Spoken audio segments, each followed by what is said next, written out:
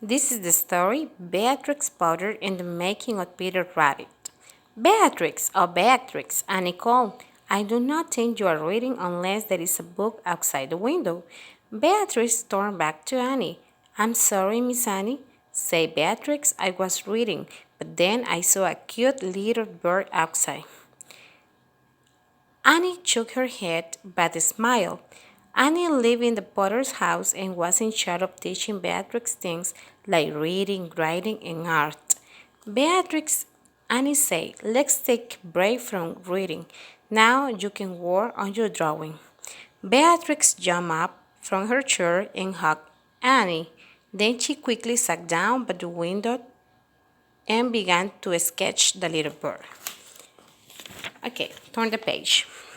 It says, drawing was her favorite part of the day.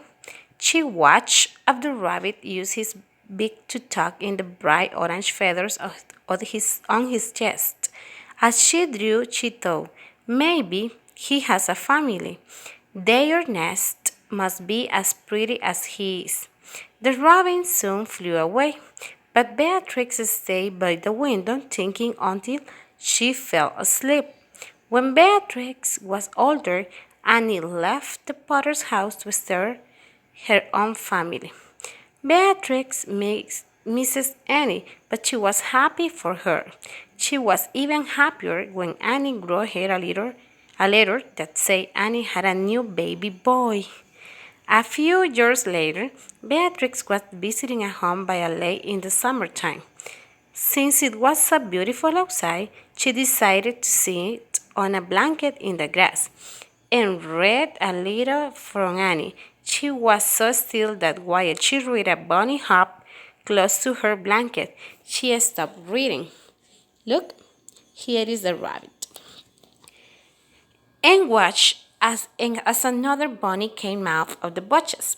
Beatrix was much older, but animals still made her happy just as they had when she was little. Slowly, she picked up her book and began to draw the plum bunnies. She made sure to draw their tails white and fluffy and their eyes white. Okay, turn the page. When she was done drawing the bunnies, she went back to reading her letter.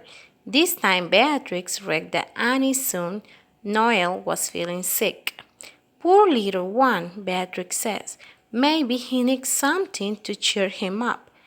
Okay, what does that? We're going to stop here. And the word cheer him up. That word is an expression that it means when someone is feeling blue, sad, we have to make the person feel better. That's the meaning. Okay, let's continue. As she looked up, as a bigger rabbit came out of the forest and hopped to the bunnies. Then Beatrix had an idea. She looked at the one of the bunnies. Your name will be Peter. She wrote it down in her book and she started to write a story about Peter Rabbit for Noel to read while he was sick. She mailed the story to him quickly along the picture she had drawn of the bunny.